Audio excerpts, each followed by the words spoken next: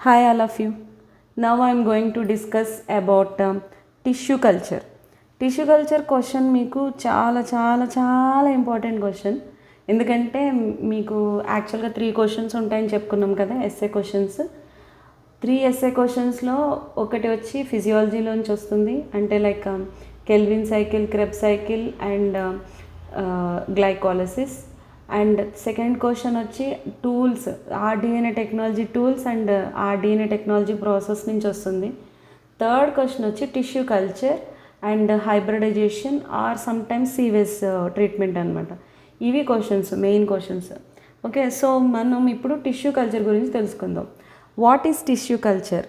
Tissue culture అంటే ఏంటి అంటే culturing of plant in a laboratory is called as tissue culture. Tissue అని ఎందుకన్నారు అంటే actually any plant can be cultured in, అంటే ఏ part culture చేసినా కూడా ల్యాబొరేటరీలో దాన్ని టిష్యూ కల్చర్ అనే అంటారు.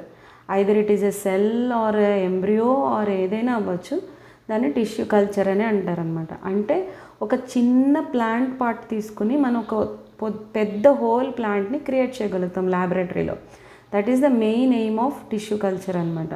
సో ఈ టిష్యూ కల్చర్ దేనికి అంటే, ఇప్పుడు ఆర్డిఎన్ఏ టెక్నాలజీతో ఒక జీన్ని మనం ఒక ప్లాంట్లోకి ఇంట్రడ్యూస్ చేసామని చెప్పాం కదా, బీటీ కాటన్ అని చెప్పుకున్నాం. అలాంటి జిఎం క్రాప్స్, జిఎం ఆర్గానిజమ్స్ చాలా ఉన్నాయి కదా. అలాంటి ఆర్గానిజమ్స్ని మనం గ్రో చేయడానికి ఫస్ట్ టిష్యూ కల్చర్ ద్వారా అంటే ల్యాబొరేటరీలో గ్రో చేయొచ్చు అనమాట. అంటే మనం ఇది ఒక బయోటెక్నాలజీలో సెకండ్ స్టెప్ అని చెప్పుకోవచ్చు. ఫస్ట్ స్టెప్ వచ్చి ఆర్డిఎన్ఏ టెక్నాలజీ, సెకండ్ స్టెప్ వచ్చి టిష్యూ కల్చర్ అనమాట. సో ఇప్పుడు ఈ టిష్యూ కల్చర్లో ఏం చేస్తారో చూద్దాం. యాక్చువల్లీ దేని మీద బేస్ చేసుకుని టిష్యూ కల్చర్ జరిగింది అంటే టోటిపోటెన్సీ. టోటిపోటెన్సీ మీకు రాస్తాను చూడండి. టోటిపోటెన్సీ.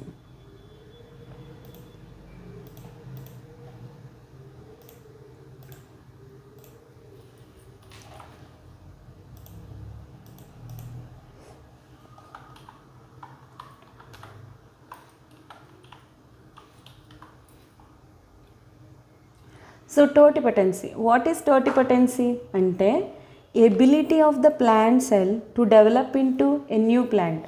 అంటే ప్లాంట్కి ఒక కెపాసిటీ ఉంటుందంట. Plant can produce a new plant, అంటే any part of the plant can produce a new plant. Any part of the plant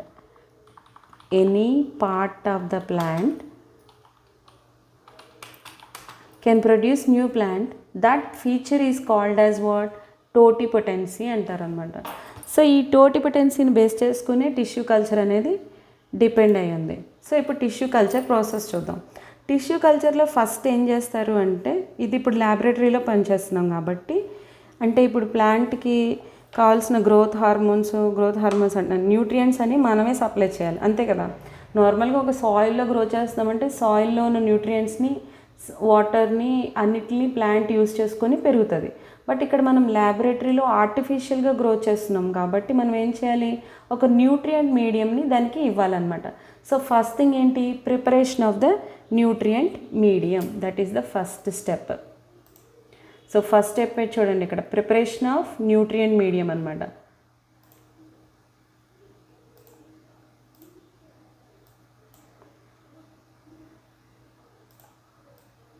so preparation of nutrient medium is the first step.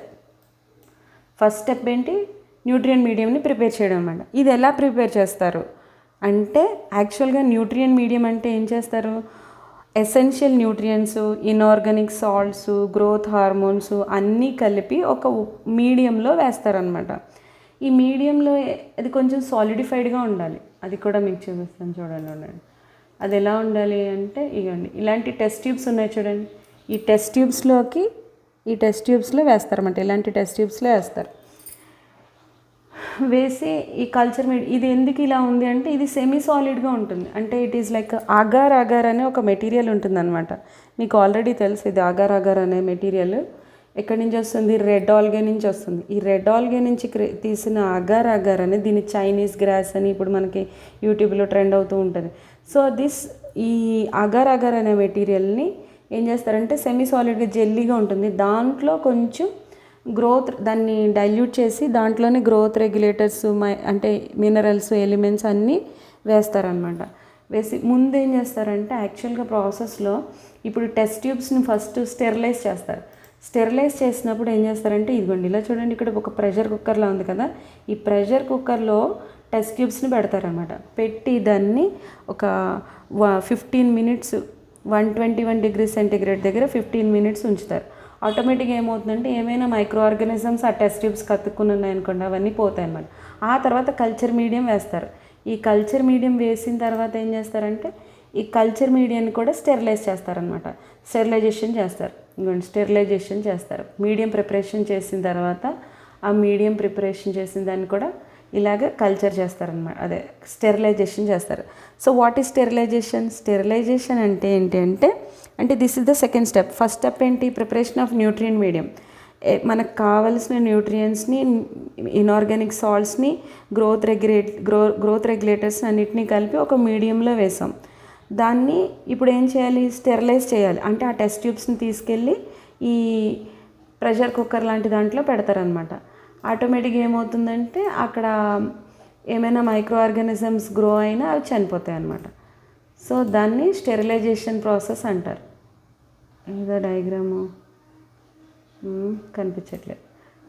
Okay, so sterilisation చేస్తారన్నమాట. ఆ sterilisation చేసేదాన్ని autoclave అంటారు. ఆ cooker లాగా ఉంది కదా, దీన్ని ఆటోక్లేవ్ అంటారనమాట. ఈ ఆటోక్లేవ్లో 15 మినిట్స్ 15 పౌండ్స్ ప్రెషర్ దగ్గర 121 డిగ్రీ సెంటిగ్రేడ్ టెంపరేచర్ దగ్గర ఉంచుతారు. ఆటోమేటిక్గా ఏమైనా మైక్రో ఆర్గానిజమ్స్ గ్రో అయినా అవి చనిపోతాయి అన్నమాట. ఇది ప్రిపరేషన్ ఆఫ్ న్యూట్రియంట్ మీడియం. ఇప్పుడు ప్రిపరేషన్ ఆఫ్ న్యూట్రియంట్ మీడియం అయిపోయింది. ఇప్పుడు మరి ఏ ప్లాంట్ని అయితే మనం గ్రో చేయాలనుకుంటున్నామో దాన్ని కూడా ఇగో ప్లాంట్ ఉంది చూడండి, ఈ ప్లాంట్ని కూడా ఏం చేయాలి? మనం తీసేయాలన్నమాట. ఇప్పుడు ఒక లీఫ్ని తీసుకుంటున్నాం అనుకో, ఆ లీఫ్ని ముందు ఏం చేస్తారంటే యాక్చువల్గా ఆ లీఫ్ తీసుకుని సర్ఫేస్ స్టెరిలైజేషన్ చేస్తారు. అంటే శుభ్రంగా వాటర్తో కడుగుతారు అండ్ సమ్ కెమికల్స్లో వేసి కడుగుతారు అనమాట. ఆటోమేటిక్గా ఏమవుతుంది, దాన్ని అది కూడా ఏం చేస్తుందంటే డిటర్జెంట్స్తో రన్నింగ్ వాటర్ తోటి కడిగిసినప్పుడు లేదంటే సోడియం హైపోక్లోరైడ్ సొల్యూషన్లో కడుగుతారు. సో కడిగేశారు, అయిపోయింది. దీన్ని ఈ ప్రిపరేషన్ ఆఫ్ ఎక్స్ప్లాంట్ అంటారన్నమాట. ఎక్స్ప్లాంట్ అంటే ఏంటంటే ప్లాంట్ నుంచి తీసిన పార్ట్ని ఎక్స్ప్లాంట్స్ అంటారు. ఇప్పుడు ఈ ఎక్స్ప్లాంట్స్ని ఇక్కడ ఎక్స్ప్లాంట్స్ రెడీగా అయిపోయినాయి, అలాగే టెస్ట్ ట్యూబ్స్ కూడా రెడీగా ఉన్నాయి కదా. ఇప్పుడు ఈ రెండింటిని కలిపి ఏం చేస్తారంటే this is what laminar air flow chamber అంటారనమాట. థర్డ్ స్టెప్ స్టెరిలైజేషన్ కూడా అయిపోయింది కాబట్టి ఫోర్త్ స్టెప్ ఇనాక్యులేషన్ అంటారు. ఫోర్త్ స్టెప్ పేరేంటి? ఇనాక్యులేషన్. చూడండి, ఫస్ట్ ప్రిపరేషన్ ఆఫ్ మీడియం అయిపోయింది. నెక్స్ట్ ఇక్కడ ప్రిపరేషన్ ఆఫ్ ఎక్స్ప్లాంట్ స్టెరిలైజేషన్ జరిగిపోయింది. ఎక్స్ప్లాంట్ స్టెరిలైజేషన్ చూడండి, మీరు ఎక్స్ప్లాంట్ స్టెరిలైజేషన్ ఇది. ప్లాంట్ని కూడా ఏం చేసాం, ప్లాంట్ నుంచి ఒక ప్లాంట్ పార్ట్ తీసుకున్నాం, దాన్ని కూడా స్టెరిలైజ్ చేసాం అనమాట. ఇక్కడ కూడా medium taken into test tube and sterilisation in autoclave అయిపోయింది. ఇప్పుడు దీని థర్డ్ స్టెప్ ఏంటి చూడండి, థర్డ్ స్టెప్ ఏంటి? ఇనాక్యులేషన్ అనమాట. అనవసరమైన వచ్చేస్తుంటాయి, రైట్. సో ఈ స్టెప్ పేరేంటి? ఇనాక్యులేషన్. ఇనాక్యులేషన్ అంటే ఏంటంటే ఇప్పుడు ఈ మీడియంలోకి ఈ ప్లాంట్ని పెట్టడం. ఇప్పుడు ప్లాంట్ తయారు చేస్తాం కదా, ఆ ప్లాంట్ని తీసుకొచ్చి ఈ మీడియంలోకి పెట్టడాన్ని ఇనాక్యులేషన్ అంటారు అన్నమాట. ఇప్పుడు ఈ ఇనాక్యులేషన్ ఎక్కడ చేస్తారు చూడండి, under sterilised conditions. Sterilised condition అంటే ఇప్పుడు నువ్వు దీన్ని స్టెరిలైజ్ చేసావు. స్టెరిలైజ్ చేయడం అంటే ఏంటి? దాంట్లో ఉన్న మైక్రో ఆర్గానిజమ్స్ని చంపేసాం. ఎలాగా? ఆటోక్లేవ్ చేసి ప్రెషర్ కుక్కర్లో పెట్టి. అలాగే ఎక్స్ప్లాంట్ని కూడా మనం నీట్గా చేస్తాం. ఇప్పుడు ఈ రెండింటిని తీసుకెళ్ళి ఇష్టం వచ్చినట్టు ఎక్కడ పడితే అక్కడ లోపల పెట్టేయడం కాదు. దీన్ని ఏం చేయాలి? అండర్ స్టెరిలైజ్డ్ కండిషన్స్ అంటే ఒక స్టెరిలైజ్డ్ రూమ్ లాంటిది ఉంటుంది అనమాట. ఆ రూమ్లో పెట్టాలి. ఆ రూమ్నే ఏమంటారు అంటే లామినార్ ఎయిర్ ఫ్లో ఛాంబర్ అంటారు అనమాట. చూడండి, ఇది లామినార్ ఎయిర్ ఫ్లో ఛాంబర్ అంటే ఈ ఛాంబర్లో ఎలా ఉంటుందంటే ఈ పైన ఇక్కడ నుంచి ఎయిర్ ఫ్లో అవుతూ ఉంటుంది. ఈ పైన సర్ఫేస్ పైన ఏముంటుంది అంటే యూవీ లైట్ ప్రొజెక్షన్స్ అయ్యి ఉంటాయి అన్నమాట. ఈ కింద స్లాబ్ ఉంది కదా, ఈ స్లాబ్ని కంప్లీట్గా ఆల్కహాల్ తోటి క్లీన్ చేసేస్తారు. క్లీన్ చేసేసి ఇక్కడ నువ్వు ఆ ఎక్స్ప్లాంట్ని కల్చర్ మీడియంలోకి పెట్టాలన్నమాట. ఇలా పెట్టడాన్ని ఇనాక్యులేషన్ అంటారు. ఇనాక్యులేషన్ అనమాట. నెక్స్ట్ ఏం చేస్తారంటే ఇన్క్యుబేషన్ ఫర్ గ్రోత్. ఇప్పుడు చూడండి దీన్ని ఇప్పుడు ఇలా ఇనాక్యులేషన్ చేసిన తర్వాత ఆటోమేటిక్గా దాన్ని కొంతసేపు వదిలేస్తారు. ఎక్కడ గ్రోత్ చూపించాలి కదా, దాన్ని ఇన్క్యుబేషన్ అంటారనమాట. Incubation for growth. అది ఆటోమేటిక్గా ఏం చేస్తుందంటే కొన్ని రోజు ఒక ఛాంబర్లో వాటిని స్టోర్ చేసి ఉంచేస్తారు. దానికి టెంపరేచరు అన్నీ క్రియేట్ చేసి పెడతారనమాట. క్రియేట్ చేసి ఉంచుతారు. అప్పుడు ఆటోమేటిక్గా ఏమవుతుందంటే కొన్ని రోజులకి ఆ ప్లాంట్ నుంచి క్యాలస్ ఫార్మేషన్ జరుగుతుంది. క్యాలస్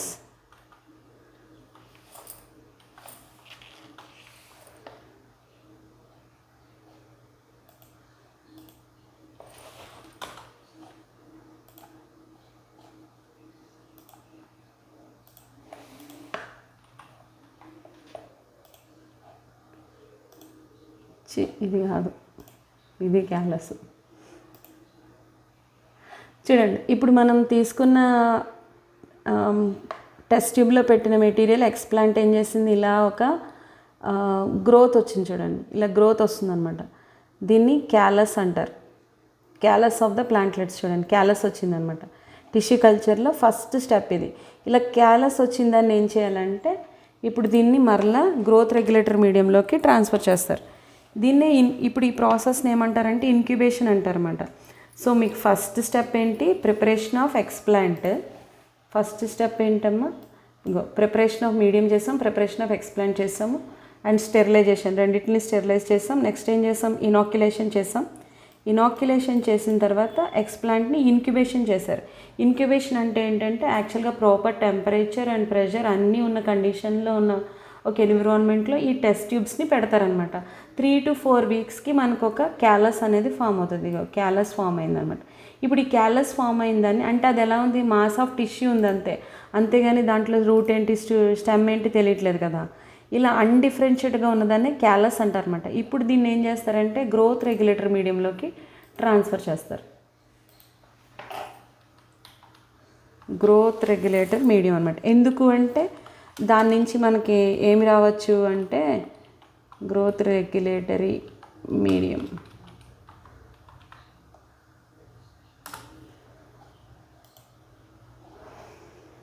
ఇదిగో చూడండి ఇప్పుడు దీన్ని మళ్ళీ గ్రోత్ రెగ్యులేటర్ మీడియంలోకి ట్రాన్స్ఫర్ చేస్తారనమాట. ఇలా ట్రాన్స్ఫర్ చేసినప్పుడు ఏం చేస్తారు, గ్రోత్ రెగ్యులేటర్స్ మీకు ఆల్రెడీ లెసన్ ఉంది కదా, ఆక్సిన్, జిబ్బెరిలిన్, సైటోకైనిన్స్, ఇథిలిన్, వీటిని గ్రోత్ రెగ్యులేటర్స్ అంటాం కదా. సో ఇప్పుడు ఇంటిని తీసుకొచ్చి వాటిని గ్రోత్ రెగ్యులేటర్ మీడియంలోకి వేస్తారనమాట. వేసినప్పుడు ఏమవుతుందంటే ఆర్గాన్స్ ఫార్మేషన్ జరుగుతుంది. ఆర్గాన్ ఫార్మేషన్ ఎలా జరుగుతుందంటే ఆక్సిన్ సైటోకైనిన్ రేషియో బట్టి తెలుస్తుంది అనమాట.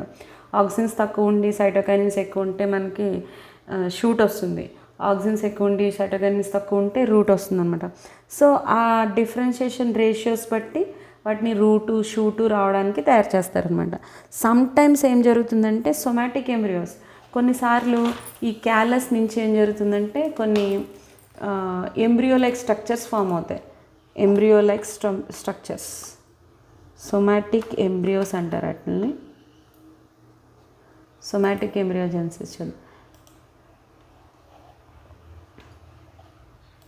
ఇలా కల్చర్ చేసినప్పుడు క్యాలస్ నుంచి ఇలా చూడండి, ఇక్కడ చూడండి క్లియర్గా తెలుస్తుంది. డి చూడండి, ఇది దీంట్లో ఇక్కడ ఎంబ్రియో సిడి చూడండి, ఎంబ్రియో లైక్ స్ట్రక్చర్స్ వస్తాయన్నమాట. ఇలాంటి ఎంబ్రియో లైక్ స్ట్రక్చర్స్ని సొమాటిక్ ఎంబ్రియోస్ అంటారు. యాక్చువల్గా ఎంబ్రియో అనేది దేని నుంచి వస్తుంది, ఎంబ్రియో అనేది ఫర్టిలైజేషన్ ప్రోడక్ట్ కదా.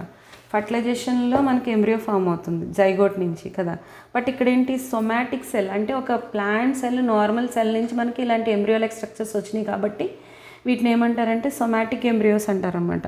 ఈ సొమాటిక్ ఎంబ్రియోస్ని ఏం చేస్తారంటే ఆర్టిఫిషియల్ సీడ్స్ కింద వాటిని గ్రో చేసేసుకోవచ్చు. ఇప్పుడు తీసుకెళ్ళి దాన్ని ఒక ప్లాంట్ తీసుకొచ్చేసి దాని నుంచి ఇది చూడండి, వీటిని తీసుకొచ్చి ఇక్కడ అయ్యానే ఒక ప్లాంట్ వస్తుంది అవునా, అంటే వీటిని ఆర్టిఫిషియల్ సీడ్స్ కింద కన్వర్ట్ చేయొచ్చు అనమాట. సో ఇది టిష్యూ కల్చర్. చాలా చాలా ఈజీ క్వశ్చన్ ఇది చాలా ఈజీ క్వశ్చన్. ఏంటి ఫస్ట్ స్టెప్స్ మళ్ళీ చూద్దాం. ఫస్ట్ స్టెప్ ఏంటి, preparation of culture medium, preparation of explant. రెండిట్లో ఏం చేయాలి, స్టెరిలైజేషన్ చేయాలి. మీడియంని స్టెరిలైజ్ చేయాలి, అలాగే ఎక్స్ప్లాంట్ని కూడా స్టెరిలైజ్ చేయాలి. చేసిన తర్వాత ఏం చేయాలి, ఇనాక్యులేషన్ చేయాలి. అంటే వాటిని ఒక ప్రాపర్ స్టెరిలైజ్డ్ కండిషన్లో లోపలికి పంపించాలి. పంపించిన తర్వాత కొన్ని రోజులు ఉంచేయాలి, ఎక్స్ప్లాంట్ ఇంక్యుబేషన్ చేయాలి. 4 to 6 వీక్స్ వరకు వచ్చిన తర్వాత క్యాలస్ ఫార్మేషన్ జరుగుతుంది. ఇప్పుడు దాన్ని ఆ క్యాలస్ని గ్రోత్ రెగ్యులేటర్ మీడియంలో పెట్టాలి. అప్పుడు మనకి ఇలాగే ఎంబ్రియోస్ ఫామ్ అవుతాయి చూడండి. ఆర్గనోజెన్సిస్ జరుగుతుంది, రూట్ ఫార్మేషన్, షూట్ ఫార్మేషన్ జరిగి ప్లాంట్లెట్స్ వచ్చేస్తాయి అన్నమాట. ఈ మధ్యలో యాడెడ్స్ అడ్వర్టైజ్మెంట్స్ ఒకటి. ఓకేనా. సో నెక్స్ట్ ఏంటి, సొమాటిక్ ఎంబ్రియోస్. సొమాటిక్ ఎంబ్రియోజెన్సిస్లో ఏమవుతుంది, ఆర్టిఫిషియల్ సీడ్స్ కింద ప్రిపేర్ చేయొచ్చు, లేదంటే మళ్ళీ వాటిని మీడియంలోకి పంపించగానే ఏమవుతుంది, ప్లాంట్లెట్ అనేది తయారవుతుంది. ఇందాక చూసాం కదా మనం, ఇదిగోండి చూడండి. ఇప్పుడు ఇలా ఎంబ్రియోస్ వచ్చినాయి. ఈ ఎంబ్రియోస్ని మనం డైరెక్ట్ మళ్ళీ ఇంకొక మీడియంలో పెట్టగానే ప్లాంట్ వస్తుంది. లేదు, వీటిని తీసుకెళ్ళి మనం ఆర్టిఫిషియల్ సీడ్స్ కింద కూడా గ్రో చేసేయచ్చు అనమాట. అప్పుడు కూడా ప్లాంట్లెట్స్ వస్తాయి, జర్మినేషన్ జరిగి ప్లాంట్లెట్స్ వస్తాయి అనమాట. సో ఈ విధంగా ఏం చేస్తారు, ఇంక్యుబేషన్ చేసిన తర్వాత డైరెక్ట్ ప్లాంట్లెట్స్ అయినా రావచ్చు అని చెప్తున్నాడు. అంటే డైరెక్ట్గా ప్లాంట్లెట్స్ వస్తాయి. ఇప్పుడు వీటిని ఏం చేయాలంటే గ్లాస్ హౌస్లోకి పంపిస్తారు. అంటే ఏంటి, డైరెక్ట్ ఫీల్డ్స్లో పెట్టరు. వీటిని ఒక గ్లాస్ హౌస్ ఉంటుంది, అంటే దాంట్లో కూడా టెంపరేచర్ అన్నీ మెయింటైన్ చేసేసి ఉంటాయన్నమాట. అక్కడ కూడా సస్టైన్ అవుతుంది అనుకున్నప్పుడే వాటిని తీసుకెళ్ళి బయట ఎన్విరాన్మెంట్లో పార్ట్స్లో పెంచుతారనమాట. So this is the tissue culture. ఇది టిష్యూ కల్చర్ అనమాట. ఓకేనా. సో అడ్వాంటేజెస్ ఏంటి ఈ టిష్యూ కల్చర్ వలన అంటే, ఒకటే చోట చిన్న ప్లేస్లో మనం నెంబర్ ఆఫ్ ప్లాంట్స్ని ప్రొడ్యూస్ చేయగలుగుతాం. అవునా కదా. ల్యాబొరేటరీలో ఎక్కువ నెంబర్ ఆఫ్ ప్లాంట్స్ వస్తున్నాయి. ఇప్పుడు ఈ ప్లాంట్స్ అన్నిటిని ప్రొడ్యూస్ చేయాలి అంటే మాకు బయట ఫీల్డ్ చాలా పెద్దది అవసరం. ఇక్కడేంటి, తక్కువ స్పేస్లో ఎక్కువ ప్లాంట్స్ని తక్కువ టైంలో ప్రొడ్యూస్ చేస్తారు, షార్ట్ టైంలో ప్రొడ్యూస్ చేస్తారు. కాబట్టి దీన్ని మైక్రో ప్రాపగేషన్ అంటారు అన్నమాట. Micro propagation. అండ్ నెక్స్ట్ ఇక్కడ ఏంటంటే సేమ్ టైప్ ఆఫ్ ప్లాంట్స్ వస్తాయి. అవునా కదా. ఇప్పుడు ఒక ప్లాంట్ నుంచి మనం వీటిని గ్రో చేస్తున్నామంటే ఇప్పుడు మనకి ఏమొస్తాయి, సేమ్ టైప్ ఆఫ్ ప్లాంట్సే వస్తాయి కదా. ఇలాంటి ప్లాంట్సే వస్తాయి.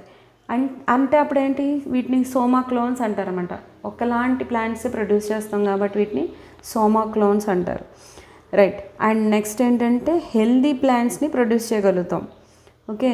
అండ్ కొన్ని ప్లాంట్స్లో ఏంటంటే ఫుడ్ ప్లాంట్స్ని కూడా ప్రొడ్యూస్ చేయొచ్చు అంట. లైక్ యాపిల్, బనానా, బ్యాంబూ ఇలాంటి అన్నిటిని కూడా ప్రొడ్యూస్ చేయొచ్చు అంట టిష్యూ కల్చర్ ద్వారా. And next disease resistant plants. అంటే ఒక ప్లాంట్ ఉంది, ఆ ప్లాంట్ కంటిన్యూస్గా డిసీజ్ వస్తుంది. ఇప్పుడు ఈ డిసీజ్ కంట్రోల్ చేయడానికి ఎంత చేసినా చేయడం అవ్వట్లేదు.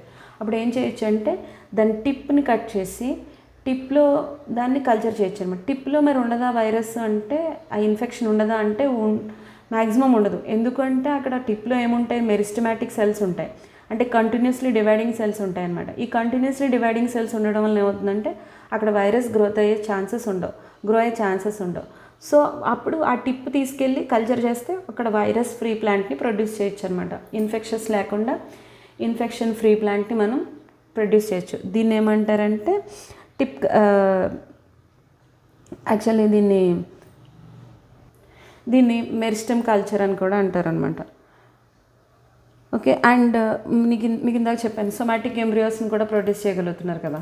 అంటే ఇప్పుడు ఆర్టిఫిషియల్ సీడ్ అనమాట. ఇప్పుడు దీంట్లో ఇలా దానికి ఒక క్యాప్స్యూల్ తగిలించేసి ఈ ఎంబ్రియోస్కి దాన్ని ఆర్టిఫిషియల్ సీడ్ కింద గ్రో చేయొచ్చు అనమాట. So these are the advantages. ఈ క్వశ్చన్కి మీరు ఏం చేయాలి అంటే ఇలా ఫ్లో చార్ట్ వేయాలి. ఇప్పుడు మనం ఇందాక ఫ్లో చార్ట్ చూసాం కదా, ఆ ఫ్లో చార్ట్ వేయాలి. అండ్ ఇంకోటి ఏంటి, ఈ ప్రాసెస్ రాయాలి. Preparation of explant, preparation of nutrient medium, sterilisation, inoculation, incubation, organogenesis, somatic embryogenesis. వీటితో పాటుగా అడ్వాంటేజెస్ అంటే ఏంటి, యూజెస్. ఇది రాస్తే మీకు ఈ క్వశ్చన్ కంప్లీట్ అవుతుంది. Thanks for watching.